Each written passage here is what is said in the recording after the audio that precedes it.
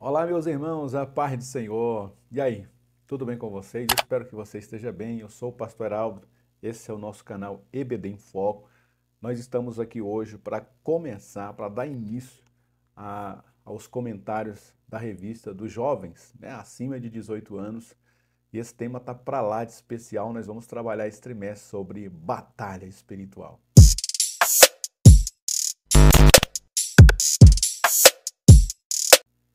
Pois bem, meus queridos irmãos, lição de número 1, batalha espiritual, uma guerra real. Olhe para cá. Nós vamos trazer aqui agora, no início dessa aula, uma dinâmica para que a gente possa usar na aula dos jovens. Sempre eu gosto de recomendar que o professor, né, busque algumas dinâmicas. Eu vou trazer vou te dar uma dica de uma bela dinâmica, né? Para nós iniciarmos não só essa aula, mas a ideia da lição como um todo, que é batalha espiritual. Então eu vou te dar aqui uma dinâmica agora, antes de começar o tema, para a gente poder já iniciar esse trimestre, deixando aqui, através dessa dinâmica, essa mensagem na mente dos nossos jovens, dos nossos alunos. Tá? Então acompanha aí. Nesse próximo slide, eu quero trazer essa seguinte dinâmica do cabo de guerra espiritual. O que você vai precisar para trabalhar essa dinâmica? Simples, você vai precisar de uma corda de 2, 3 metros no máximo, depende da quantidade de pessoas que você queira que participe. Você vai precisar de alguns jovens, né? Obviamente, na sua classe vai ter alguns jovens aí, no mínimo 2, que aí fica um de cada lado.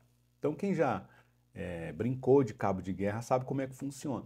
Você vai pegar, colocar uma quantidade de pessoas de um lado, uma quantidade de pessoas do outro lado, e aí você vai dar o sinal, e ao seu comando e ao seu sinal, eles vão puxar para um lado, puxar para o outro, e aquele que estiver mais forte, mais bem preparado, tiver pessoas mais fortes, ou que pessoas mais bem treinadas para esse tipo de competição, elas vão, obviamente, ganhar.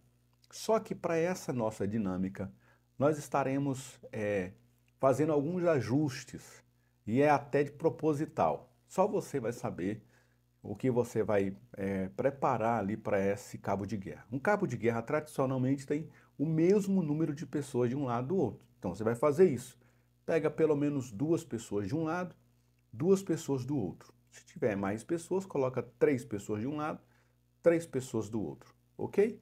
Então, mas antes de dar início a essa brincadeira, o cabo de guerra, você vai pegar uma pessoa a mais e vai colocar aí do lado esquerdo, representando o lado da carne. Você vê aí nessa imagem que eu coloquei, que o lado aí desses bonequinhos pretos representam o lado da carne, o lado do mal, e os bonequinhos em branco representam o espírito, a área espiritual, o mundo do bem.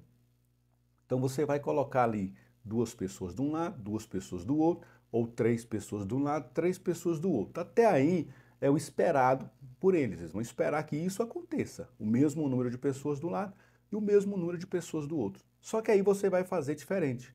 Você vai pegar uma outra pessoa e vai pedir para essa outra pessoa ir para o lado do mal, o lado da carne, o lado desses bonequinhos aí que representam a esquerda, o lado do mal.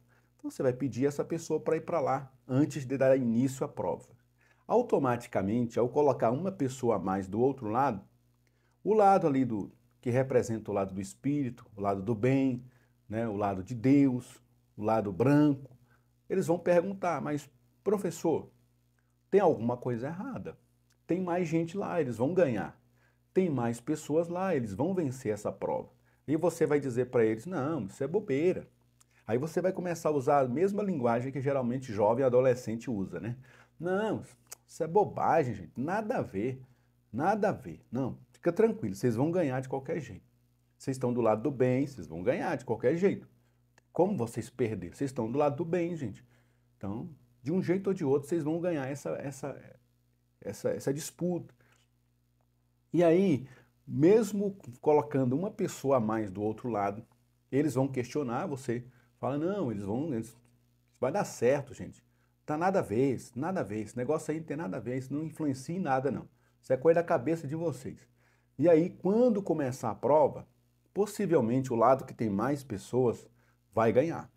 Mas além desse número de pessoas a mais do outro lado, você, se tiver um aluno a mais aí sobrando, você vai pedir para ele, vai combinar com ele, e ele vai de alguma forma ajudar o lado da carne, o lado do mal, ou puxando ali também, juntamente com eles. Ou ele vai para o lado do bem e começa a atrapalhar o pessoal do espírito, né, que é representado aí por esses dois bonequinhos brancos.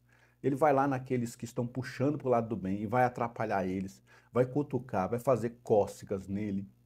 E qual é o objetivo então dessa dinâmica? É dizer para eles o seguinte: no mundo espiritual, quando envolve Satanás, ele é muito trapaceiro, ele é sujo. Então a gente muitas vezes acredita, porque está do lado do bem, a gente vai ganhar sempre. Amém, o Senhor está conosco. Mas a gente precisa entender que o inimigo do outro lado ele é trapaceiro, ele é enganador, ele é sujo.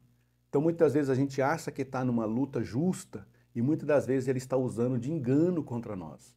Então, mais pessoas do outro lado representam engano, é trapaça.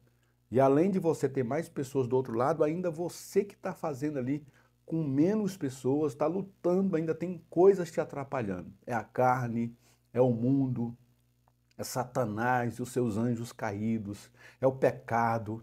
Todas essas coisas vão buscar atrapalhar a gente que está aqui do lado do Espírito. E para o lado do mal?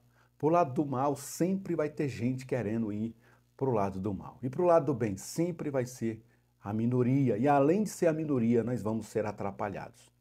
E aí a gente pode levar eles a refletirem da seguinte forma nessa dinâmica. Na nossa vida espiritual é a mesma forma. A gente precisa urgentemente começar a trazer para o time do bem, para o lado espiritual, aquilo que dá crescimento para nós, aquilo que nos dá força espiritual. E aí a hora que você vai lançar durante esse trimestre, você que vai dar essa primeira lição, você tem essa responsabilidade. Nessa primeira lição, para lançar esse próximo trimestre, uma lição que fala sobre batalha espiritual. Você vai trazer essa dinâmica, porque você vai colocar na mente deles a importância de você alimentar o lado espiritual, de você agregar valores ao mundo espiritual. E aí você vai trazer eles a responsabilidade nesse trimestre, lançar um desafio de ler a Bíblia todos os dias. Então você vai lançar um desafio com eles. Você vai lançar um desafio com eles, vocês que nunca jejuaram, nós vamos tirar um dia de jejum juntos. Então você, professor, incentiva eles. No dia do culto da libertação, no dia de um culto de domingo, no dia de um culto de jovens, incentiva eles. Eu vou estar em jejum e eu quero vocês todos em jejum nesse dia. Você também pode usar esse dia para levar eles para a oração, incentivar eles a virem para a consagração. Pede uma pessoa que está à frente das orações na sua igreja, marque uma consagração para mim, para os jovens, que eu vou buscar eles em casa, eu vou trazer eles para a consagração. Durante esse trimestre, você vai incentivá-los a ir para o evangelismo. Talvez os jovens da sua igreja nunca foram fazer um evangelismo, só eles. Incentiva eles, combina com o superintendente, combina com o líder, combina com o pastor, separa um domingo, separa um dia que vocês geralmente evangelismo, leva eles para evangelizar. Quem sabe eles nunca participaram de uma vigília. Faz tempo que muitos talvez não vão numa vigília. Incentiva eles, né, o pastor a fazer uma vigília na sua igreja, ou então se você souber que uma igreja das suas congregações por aí está fazendo uma vigília, leva eles para participar desse trabalho, dessa vigília. Incentiva eles durante esse trimestre a não faltarem nenhum culto da igreja, seja de ensino, seja escola dominical, seja de libertação, seja um culto de domingo à noite. Incentiva eles a alimentarem o lado espiritual e durante o trimestre você vai sempre coletando deles o testemunho. O que isso tem feito de efeito na sua vida?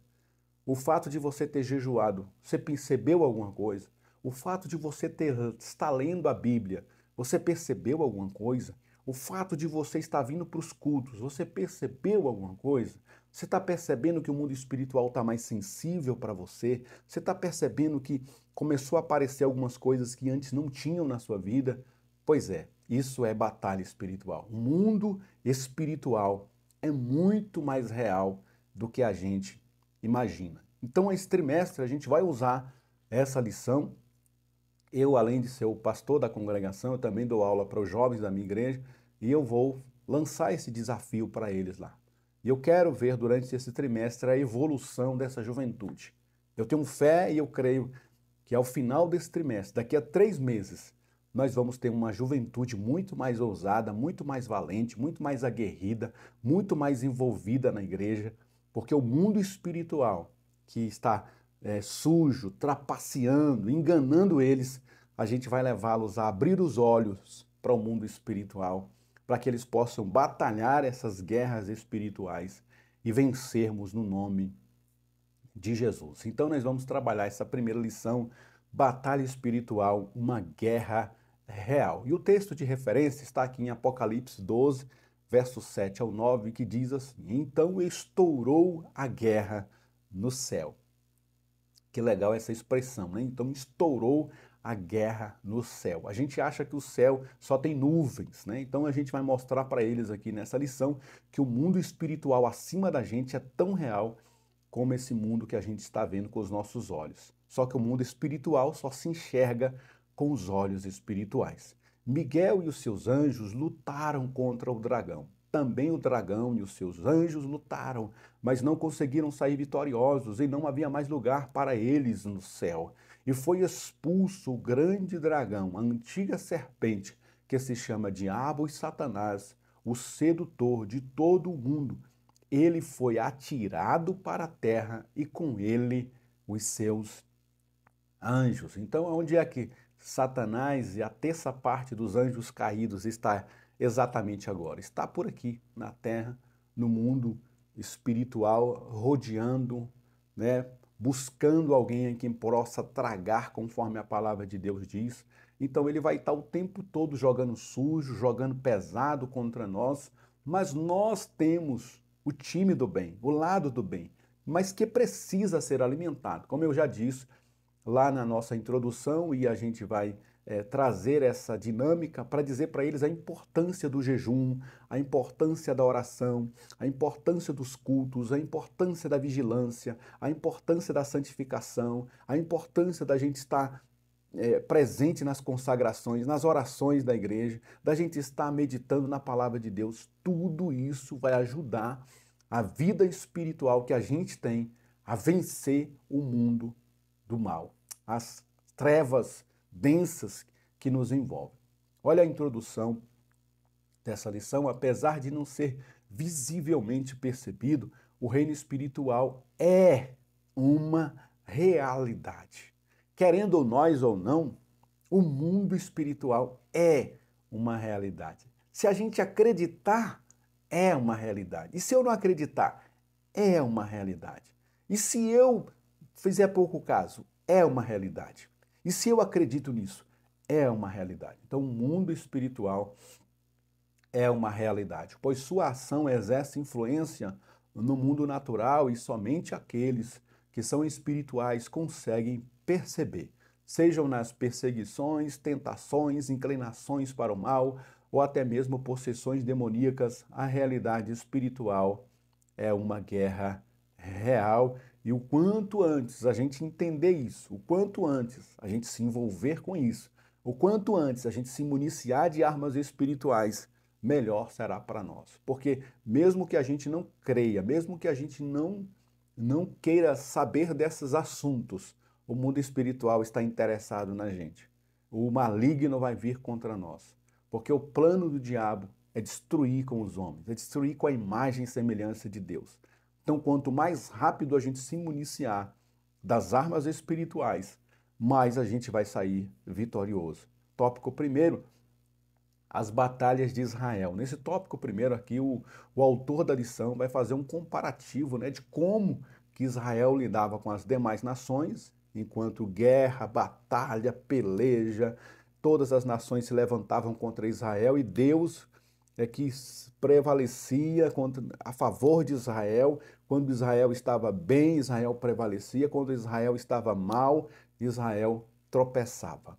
E ele vai usar a imagem de Israel e comparar hoje com a igreja no mundo espiritual. Assim como Israel era atacado no mundo físico por outras nações, hoje nós como igreja somos atacados, bombardeados por inimigos espirituais nas regiões celestiais. Daí o tópico 1 diz assim: a nação de Israel possui em sua história inúmeras guerras e batalhas, nas quais enfrentou desde inimigos pequenos a grandes e poderosos. Quando Israel se encontrava em comunhão com Deus, sua vitória era certa. No entanto, quando quebrava a aliança, era presa fácil na mão dos seus opositores. A gente vai ver isso aqui muito assim, nítido, nítido, nítido mesmo, quando a gente lê o livro de Juízes. Toda vez que o povo tinha um juiz que levava o povo para a oração, para a consagração, levava o povo a temer a Deus, a adorar a Deus, Deus fazia com que o povo prevalecesse. Aí esse juiz morria, assumia um outro que não temia Deus, que não respeitava Deus, e aí a nação perdia. Depois virou a monarquia, entraram os reis de Israel. O rei levava o povo à adoração, o rei levava o povo ao sacrifício, o rei temia Deus, a nação prevalecia. O rei era idólatra, o rei era maligno, o rei não temia Deus, a nação perdia. E no mundo espiritual, fazendo essa comparação com a igreja, é a mesma coisa. Por isso aquela imagem é importante desse cabo de guerra do início, porque quem mais a gente alimentar, quem mais a gente der valor, vai vencer essa guerra, gente. Satanás é sujo, ele não está preocupado com regras, ele não está preocupado com regulamentos, ele vai trapacear, ele vai dar um jeito de trapacear. Então, quanto mais a gente se apegar a Deus e abrir a nossa mente, a nossa visão para o mundo espiritual, a gente vai ver os detalhes de como ele articula, de como ele é meticuloso, de como ele é esperto e vai tentar o tempo todo nos derrubar, nos dar uma rasteira, mas nós estaremos preparados para ele. 1.1, um povo forjado na batalha. Desde a saída do povo do Egito até o seu retorno à terra prometida, Israel mostrou que foi vocacionado para a batalha. No deserto, em direção a Canaã, lutou contra os amalequitas e Arade. Na terra lutou, por exemplo, contra os povos cananeus, os filisteus, e a monarquia enfrentou grandes potências mundiais, como Síria, Assíria, Egito e Babilônia. Deus nos ensina através da história de Israel que, assim como o seu povo no Antigo Testamento, nós estamos em constante ameaça e conflitos. As batalhas estão ocorrendo e a garantia da vitória está em permanecer fiel a Cristo e a sua palavra. Olha as nações que está descrita nessa lição. Você está falando de nações poderosas que já existiam, os filisteus, os povos de Canaã, né? Todos os povos que vieram durante a monarquia de Israel, quando Israel se tornou uma monarquia. Aí você vai trazer a Síria, uma grande potência. Você vai trazer a Assíria, uma potência extremamente perigosa, né? Homens valentes, homens de guerra. E aí a gente fala do Egito, né? O Egito sempre foi uma potência nos tempos bíblicos. E por falar assim, a Babilônia, então, era um império gigantesco que tomou nações avassaladoramente, arruinava, destruía com todas as nações. Mas a única coisa que Israel deveria se preocupar era em temer a Deus. Se Israel permanecesse temente a Deus, por mais poderosas que fossem essas nações, elas nunca iriam prevalecer contra Israel, porque a história sempre revelava esse alto e baixo. Se o Israel buscava a Deus, eles venciam. Se Israel não buscava a Deus, eles perdiam. Então a condicional aqui era eles estarem buscando a Deus. E da mesma forma, a condicional para nós e nossos jovens vencerem este mundo é eles estarem buscando a Deus, né? Que nós possamos também incentivar, né, os nossos jovens. Nessa lição a gente iniciou falando desse cabo de guerra, incentivar eles ao jejum, incentivar eles à oração, incentivar eles à leitura da palavra, incentivarem eles ao evangelismo, incentivarem a eles a se tornarem líderes, a se tornarem obreiros. Por que não? A gente muitas vezes só consegue ver os jovens como problemáticos. A gente só consegue ver juventude para dar problema na igreja. Na verdade, a gente só enxerga o jovem para dar algum fruto no futuro. Quando eles se casarem, aí vem a responsabilidade, aí vem a maturidade, eles vão dar fruto na casa do Senhor. Mas a gente não pode enxergar assim, porque é na juventude que os jovens são fortes.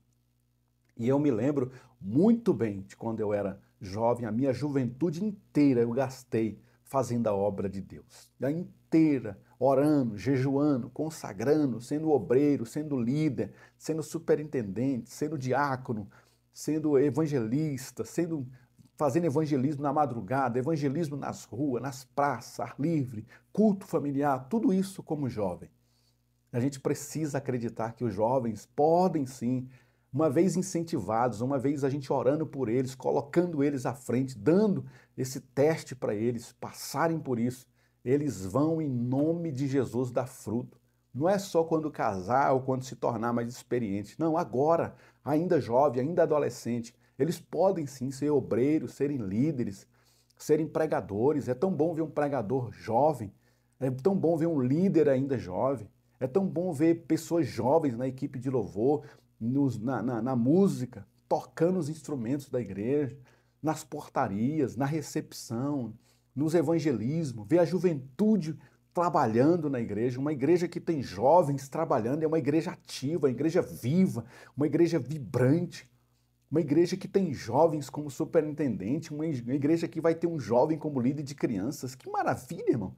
Que maravilha! Esse é o desejo do nosso coração, é que os jovens ocupem posições, é que tenha jovens na portaria, jovens na sonoplastia, jovem tocando, jovem cantando, jovem pregando, jovem fazendo evangelismo. Aleluia! Que nós possamos dizer a eles que isso é possível, mas como aquele cabo de guerra do início, aquela ilustração, aquela dinâmica, nós precisamos alimentar o mundo espiritual, municiarmos-nos de armas espirituais. A gente precisa incentivar eles novamente, eu digo e repito, a oração, ao jejum, a leitura da Bíblia, a frequência dos cultos, leva ele para os montes, se a sua igreja, né, essa igreja que tem essas frequências de monte, leva eles para o monte, leva eles para a vigília, leva eles para o círculo de oração, sabe? A gente precisa acreditar que esses jovens podem sim ser batizados com o Espírito Santo, podem ter dons espirituais, podem ser levantados como profetas, como homens de Deus, mulheres de Deus, ainda como jovens. Se a gente que é pastor, se a gente que é líder deles, se você que é professor deles, não acreditar neles, gente, quem vai acreditar? Se você que é pai, que é mãe, que é líder, que é pastor, não acredita na sua juventude, pode crer que ninguém mais vai acreditar. Só você mesmo pode acreditar. Amém? Então potencialize eles. Leve eles, diga para eles que eles podem sim. Graças a Deus que nós que passamos a nossa juventude, a gente pode falar assim com tanta empolgação. Porque eu sei, irmão, quando um jovem se dedica a Deus, ele faz a diferença. Ele é diferente, ele chama a atenção. Os outros irmãos que são mais velhos na igreja, os outros irmãos que têm mais experiência, que às vezes se acomodaram e vê um jovem se levantando na oração.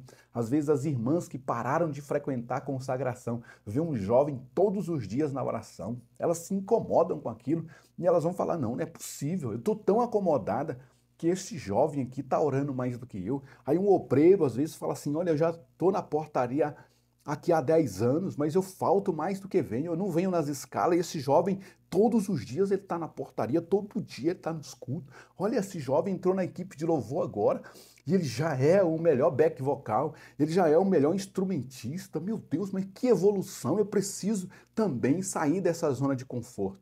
E aí a presença da juventude ativa na igreja vai ativar os demais irmãos, porque eles vão dizer, não, se esse jovem está fazendo, eu preciso fazer. Eu já sou obreiro há mais tempo, eu sou líder há mais tempo, eu sou músico há mais tempo, eu sou da oração há mais tempo e eu estou tão acomodado. E aí a nossa juventude vai servir como uma bomba atômica de motivação na nossa congregação. Glórias, pois, ao nome do Senhor. 1.2, o exemplo da vida belicosa de Israel, ou seja, da vida de guerra, de peleja, de lutas de Israel. Em Hebreus 10.1, o autor sagrado diz, porque tendo a lei a sombra dos bens futuros e não a imagem exata das coisas, nunca pelos mesmos sacrifícios que continuamente se oferecem cada ano, pode aperfeiçoar os que a ele se chegam. Essa afirmação nos instrui que tanto a lei quanto o Antigo Testamento apontavam para Cristo. A Bíblia, desde seus primórdios, apontava para o sacrifício de Jesus e para a nova vida em Cristo. Portanto, a realidade belicosa da antiga aliança retrata para a Igreja do Senhor que, assim como Israel, estamos em combate real, com uma diferença significativa.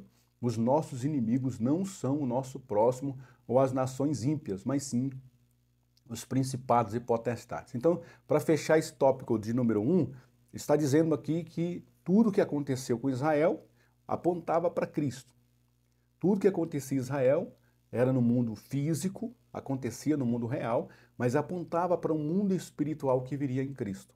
E hoje nós estamos em Cristo. E hoje nós vivemos essas lutas no mundo espiritual. As pessoas não são mais nossos inimigos, como era a Síria, o Egito, a Babilônia, que eram reis reais, nações reais. Hoje nós temos uma luta espiritual, é Satanás, os principados e potestades, é o mundo, é a carne, é o pecado, são guerras espirituais, são inimigos espirituais. O apóstolo Paulo diz no texto, citado aí na lição, que a nossa luta não é contra carne e sangue, ou seja, a nossa luta não é contra pessoas. Então a pessoa que está do seu lado, por mais que ela se levante contra você, a gente tem que entender que primeiro o mundo espiritual está se levantando. Se uma pessoa levantou para te ajudar, primeiro foi o mundo espiritual que tocou nessa pessoa.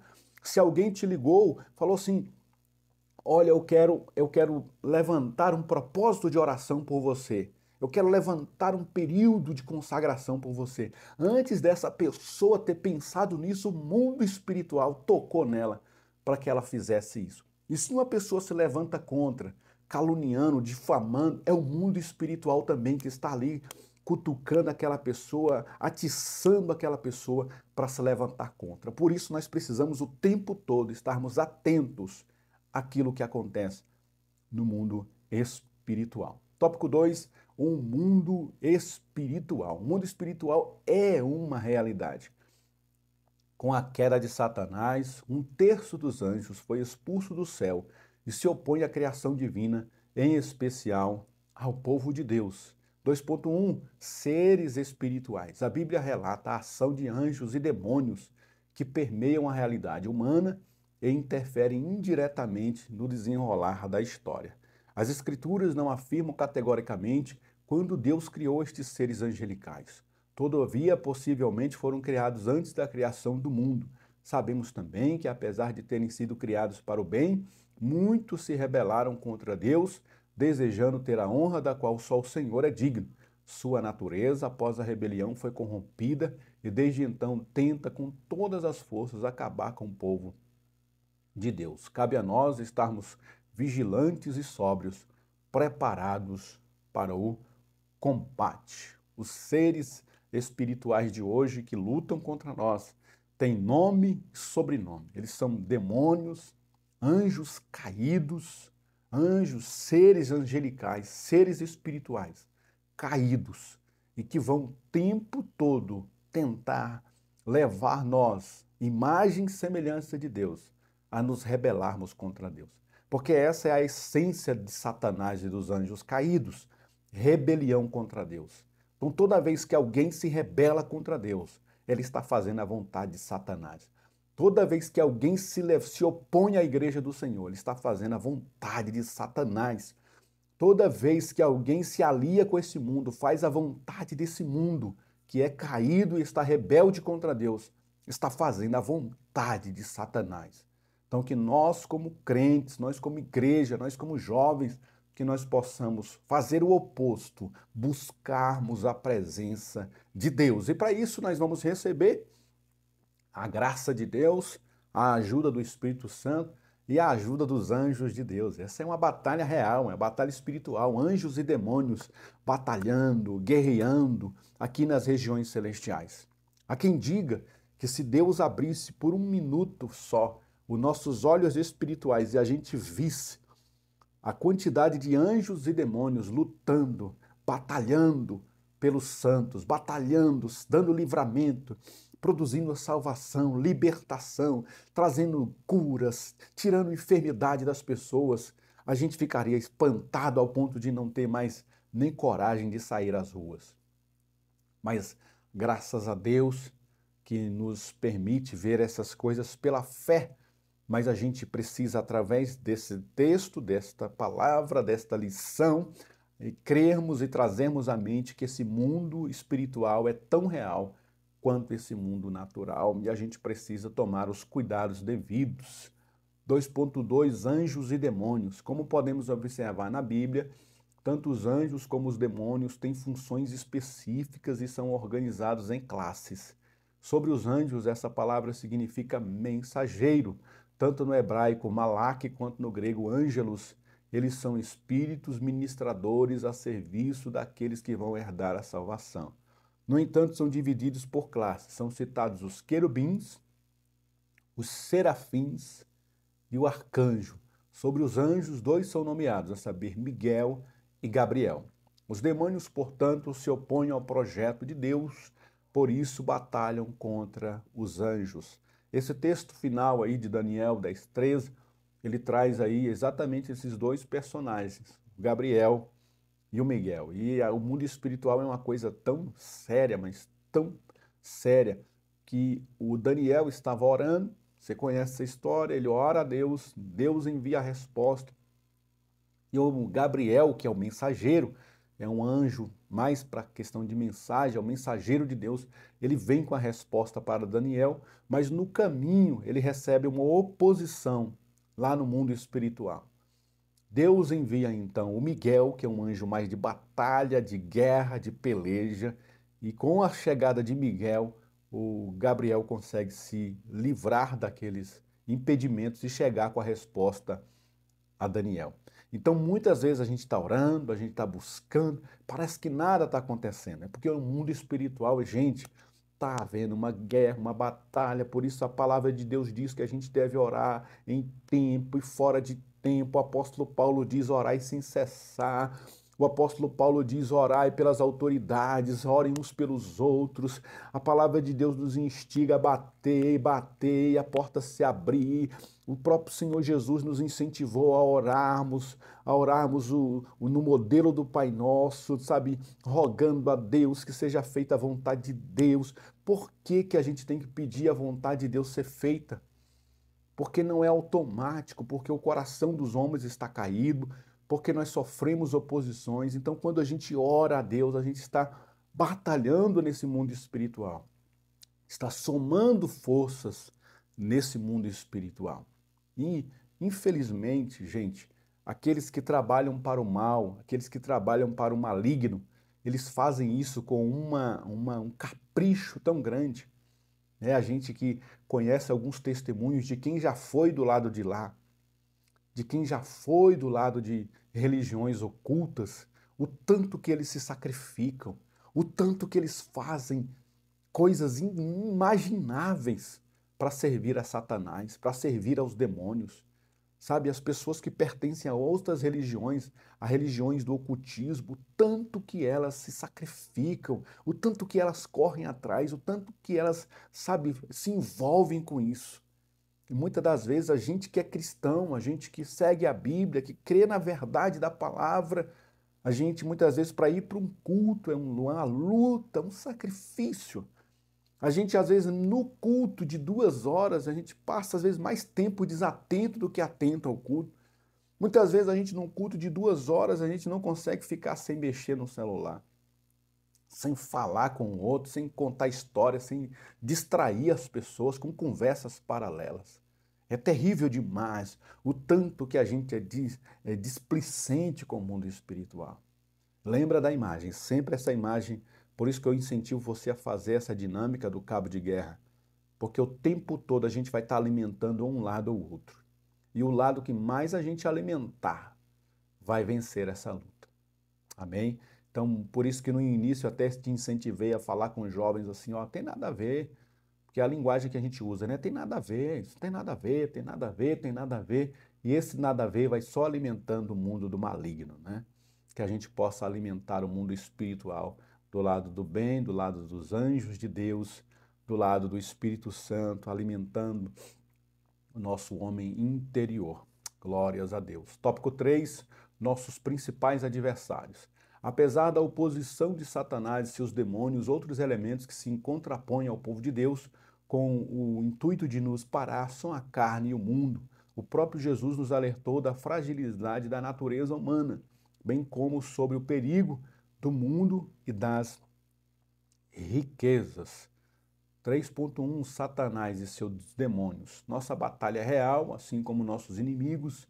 Não conseguimos enxergá-lo como os olhos naturais, mas pela fé é possível ver seu poder e capacidade de influenciar as pessoas para agirem conforme sua natureza corrompida e destruidora. No Antigo Testamento, o nome Satanás aparece 15 vezes, enquanto o nome diabo não é citado.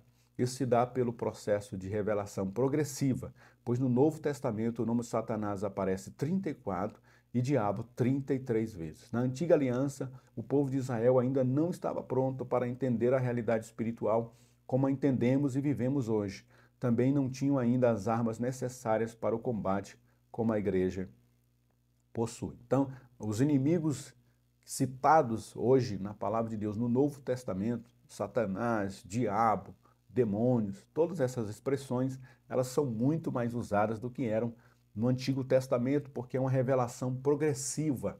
Hoje nós temos armas extremamente poderosas. Hoje nós temos a presença do Espírito Santo não mais como era como um conta-gotas, que vinha sobre um rei e depois que aquele rei ele cumpria o papel, essa unção saía daquele rei, ele perdia aquela unção. Hoje nós estamos na nova aliança, o Espírito Santo ele habita dentro de nós. Hoje nós temos a palavra de Deus fechada, é o cânon sagrado. Nós temos as escrituras ao nosso favor. Hoje nós temos a consciência de armas espirituais, como jejum, como consagração, como oração. A gente não vai mais uma vez ao templo, como Israel fazia, para sacrificar animais e pedir perdão pelos seus pecados. Agora a gente tem acesso direto ao Santo dos Santos todos os dias. Então nós temos ferramentas, muito mais poderosas do que Satanás possa imaginar, do que esse mundo possa imaginar, mas que a gente às vezes não usa mão, não lança mão delas, a gente acaba desleixados, desatentos, desapercebidos, e o mundo espiritual ele vai agindo, vai cercando a gente como um leão, buscando uma pessoa para tragar, e a gente está desatento a tudo isso. Que a gente possa usar essa lição para acordar não só a juventude, mas também nós, que muitas vezes vamos passando o tempo e relaxando ali daquilo que Deus chamou a gente para fazer. 3.2, a carne e o mundo. Outros dois adversários são a carne e o mundo. Tanto a carne quanto o mundo buscam em si mesmos o sentido e o propósito da vida. A realidade visível não deve guiar cegamente os nossos passos, pois o apóstolo Paulo nos ensina. Por isso não desfaleçamos, mas ainda que o nosso homem exterior se corrompa, o interior contudo se renova de dia em dia, porque a nossa leve e momentânea tribulação produz para nós um peso eterno de glória muito excelente, não atentando nós nas coisas que se veem, mas nas que se não veem, porque as que se veem são temporais e as que se não veem são eternas. O próprio Cristo foi tentado pelo diabo, que lhe ofereceu o mundo e suas riquezas.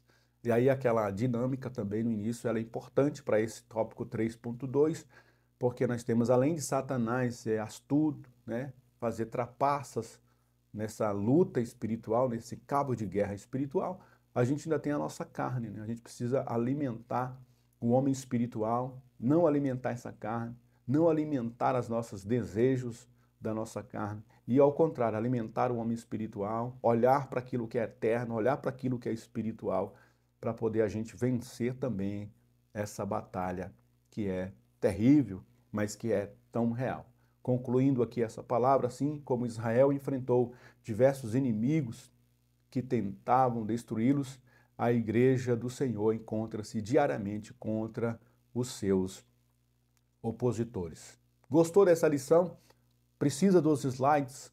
Me manda aí um heraldeiras, no heraldeiras@gmail.com, me manda um oi para esse e-mail aí, que eu te envio esses slides aí para você usar na sua lição, tá bom? Então essa dinâmica eu recomendo que você faça, ou então procure outra dinâmica que tenha esse mesmo sentido, né, de trapaça, de engano, sabe, na área espiritual, para eles verem que muitas das vezes a gente acha que não tem nada a ver as coisas que a gente está fazendo, mas tem tudo a ver, está atrapalhando a nossa vida espiritual, está nos levando para o buraco e a gente acredita que está indo bem. Que a gente possa abrir os olhos deles através dessa dinâmica. Eu recomendo que você faça aí nessa primeira lição, tá bom? Você chegou até aqui, inscreva-se no nosso canal. Se você não é inscrito, deixa aí um gostei, compartilha com outras pessoas para que elas possam vir aqui para o nosso canal também fazer parte dessa linda turma que a gente está criando aqui.